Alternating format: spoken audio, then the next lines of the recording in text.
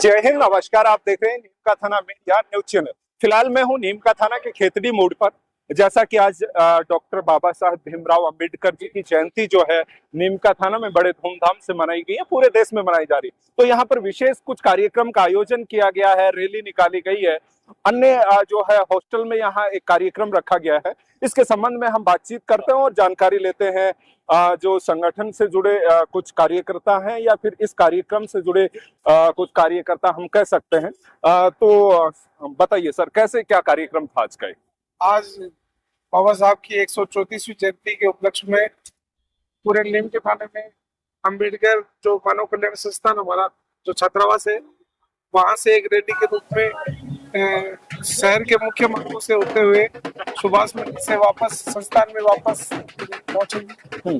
जगह जगह नीम का थाना में इस रैली के स्वागत के लिए इस तरह के पंडाल लगाए हुए हैं। और बाबा साहब की 134वीं जयंती बड़े धूमधाम से यही नहीं पूरे देश भर में बहुत ही हर्षोल्लास के साथ बनाई जा रही है। जी, बहुत ही बेहतरीन आपने जानकारियां दे दी हैं।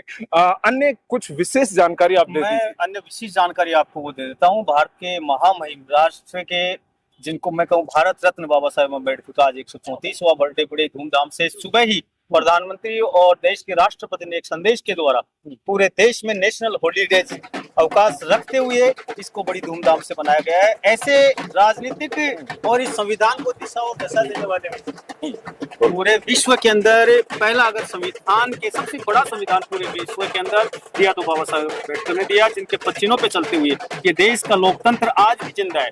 कुछ लोगों ने वास्तविकता के दृष्टि पटल पे बाबा साहेब अम्बेडकर के पूरे चरित्र चित्रण को नहीं दिखाया गया, उनके संविधान से छेड़छाड़ की गई है। पहले बाबा साहेब अम्बेडकर अपना राजनीति के गुरु मानते थे ज्योतिबा फुले जी को।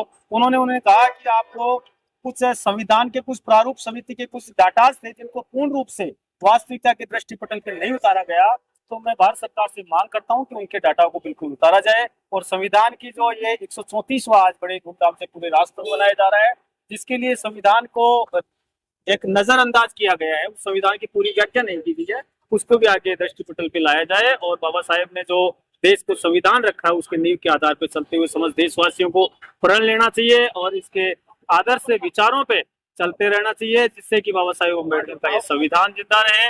और आज नीम का थाना जिले तहसील के अंदर भी बड़ी धूमधाम से हर जगह ये बनाया जा रहा है, जिसके अंदर बहुत अच्छा लग रहा है। और हर वर्ष इसको मैं तो ये कर रहा हूँ, भारत सरकार के मोदी जी से निवेदन करना चाहूंगा, राष्ट्रपति जी से, कि इसको पूरे भारत रत्न देने के बाद में भी अगर इनको जो बुक्स हैं उनमें भी बाबा साहेब अम्बेडकर के जो संविधान है उसको भी एक रूपता के साथ संयोजित किया जाना चाहिए। और बाबा साहेब ने कहा था, संगठित बनो, एक बनो, जय भीम, जय साथियों, धन्यवाद। जी, कॉलेज से हिंदी विषय के प्रोफेसर रहे हैं सर हमारे साथ में। सर आप बताइए, क्या कुछ नई कुछ जानकारियां श्रोताओं तक पहुंचाएं? सभी को जय हिंद। बाबा साहब की 134वीं जयंती उन्हें नमन करते हुए मैं कहना चाहूंगा कि बाबा साहब का जो स्वतंत्रता, समानता, बंधुता का जो मूल मंत्र है उसे जन जन तक पहुंचाया जाना चाहिए। और मैं समझता हूँ कहीं न कहीं आज भी उसकी जरूरत है। आज भी बहुत से ऐसे लोग हैं जो स्वतंत्रता, समानता से दूर हैं, उन्हें मुख्य धारा में शामिल किया जाना चाहिए। इसके लिए सरकार को तो प्रयास करना ही चाहिए। इसके लिए साथ साथ में जो सामाजिक लोग हैं उन्हें भी आगे आना चाहिए। और जिस तरह का सिनेरियो हम कई बार देखते हैं कि लोग संविधान को ताक पर रखते हुए, संविधान को धत्ता बताते हुए बहुत से ऐसे काम करते हैं, तो मैं समझता हूं कि आज के इस दौर में भी हमें संविधान की महती आवश्यकता है। और बाबा साहब ने जो मूल मंत्र और दिए थे 3, शिक्षित बनो, संगठित बनो और संघर्ष करो, उसे पूरी मानवता पर लागू किया जाना चाहिए।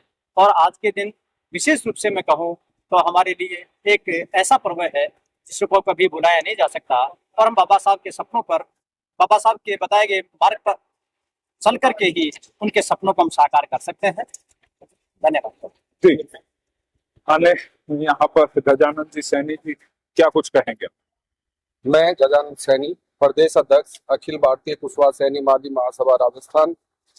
आज मैं बाबा साहब अम्बेडकर की जयंती पर उनको नमन करता हूं, साथ ही समाज में जन्मे महापुरुषों को नमन करता हूं।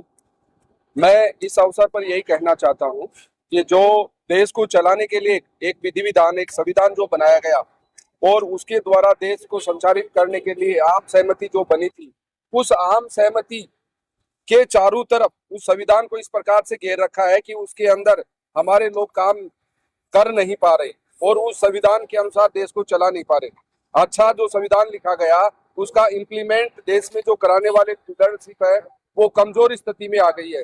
तो इस संविधान की रक्षा करने के नाते बाबा साहब ने जो देश को चलाने का एक विधि विधान तैयार किया था, साथ ही उन्होंने, मैं उनके जीवन से एक बहुत बड़ी प्रेरणा लेता हूं और आप लोगों को भी लेनी चाहिए कि जिस प्रकार से समर्पित भाव से उन्होंने समाज सेवा करके और समय के अनुसार राजनीति की दिशा अपनी ओर मोड़ी, तो मैं उनके जीवन से बहुत बड़ी शिक्षा ग्रहण करता हूं कि उन्होंने विपरीत समय के अंदर अपने अनुकूल समय बनाकर और देश की राजनीति में एक बहुत बड़ा बदलाव को आयाम दिया।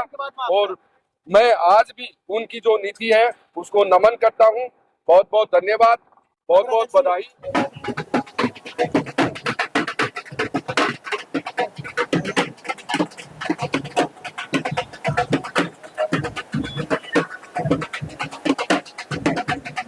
तो फिर मिलेंगे एक और नई जानकारी के साथ, तब तक के लिए नमस्कार।